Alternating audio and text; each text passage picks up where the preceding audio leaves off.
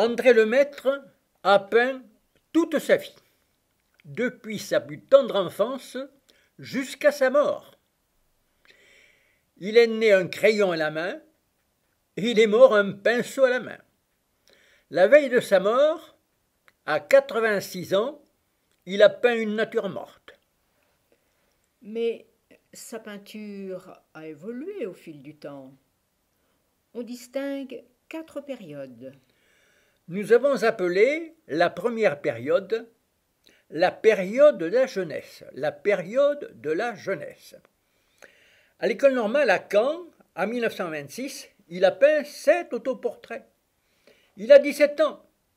Ce n'est pas le portrait d'un débutant, c'est le portrait d'un professionnel déjà. Il disait « Je n'ai jamais fait de dessin d'enfant. » Un peu plus tard, il peint des meules. Village sous la neige. Village au printemps. Pommiers en fleurs. Le rideau d'arbres. Paysage à Billy. Une peinture gaie, claire, tendre. Est-il impressionniste?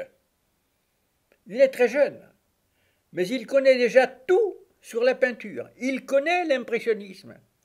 Il sait tout sur Claude Monet. Il a été l'ami de son filleul, Paul-Émile Pissarro, qui était le fils de Camille Pissarro, grand ami de Monet. Regardez, Claude Monet a 32 ans. Il peint Impression soleil levant, Impression soleil levant. Il est à l'origine de l'impressionnisme. Il peint ensuite des meules, des bords de Seine, et les nymphéas. Regardez, le sujet se dissout jusqu'à s'évanouir. Jusqu'à s'évanouir. Les impressionnistes peignent l'air, la lumière, l'instant, l'atmosphère. L'atmosphère. Ils peignent au soleil. Ils sont donc éblouis. Dès lors, tout est flou. Tout est flou. André Lemaître n'aime pas peindre au soleil. Il préfère un ton plus ou moins couvert. Et en Normandie, il est gâté. Dès lors, rien n'est flou. Les formes, les contours sont nettement affirmés. Ce n'est pas de l'impressionnisme flou, c'est de l'impressionnisme fort. De l'impressionnisme fort. André Lemaître n'a gardé de l'impressionnisme que la lumière, la marche de la lumière. C'est la période de la jeunesse qui va durer jusqu'à ses 27 ans. Une période gaie, tendre, euphorique, qui est le reflet de son enthousiasme, de son insouciance, de son bonheur de peindre. La deuxième période est la période dite cézannienne. En 1936, André Lemaître a 27 ans. Il découvre à Paris la rétrospective Cézanne. 200 toiles, 200 toiles. Ce fut un choc, un bouleversement. Rien ne sera plus comme avant. Il va passer un mois sans pouvoir peindre ni dessiner. Il étudie la méthode Cézanne. Qui est Cézanne? Toute sa vie, Cézanne sera un incompris. Un incompris. Pourquoi? Parce qu'il invente une nouvelle manière de peindre. Jusque-là, seul le classicisme avait cours. Le classicisme, c'est d'abord un dessin dans les règles et de la couleur dans le dessin. Un dessin dans les règles et de la couleur dans le dessin.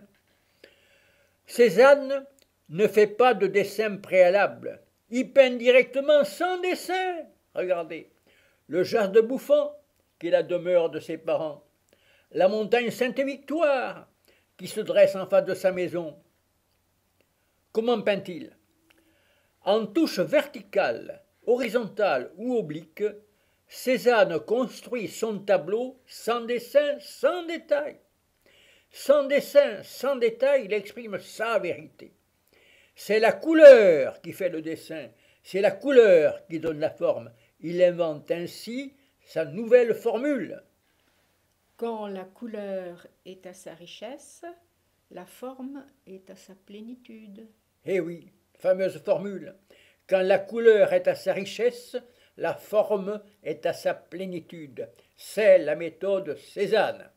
Ce sera dorénavant la méthode d'André Lemaître. On est en 1936. André Lemaître a 27 ans.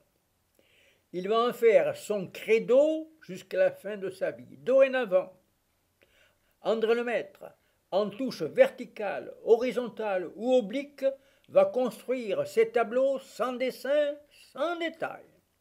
Regardez. Maison Abbaye, 1936.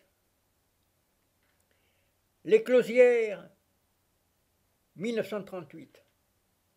Église de Canon, 1945. On lui a souvent posé la question « Qu'est-ce qui vous différencie de Cézanne ?» La réponse a toujours été la même. Cézanne peint avec de petits pinceaux en petites touches en respectant le sujet. Moi, je peins avec des pinceaux de plus en plus larges en larges touches en oubliant le sujet. Et sa formule, plus la couleur s'harmonise, plus la forme se précise. Regardez, la nature morte grise, Pichet et Pomme, Billy en 1943. C'est la deuxième période, la période dite cézannienne. C'est la période dite cézannienne.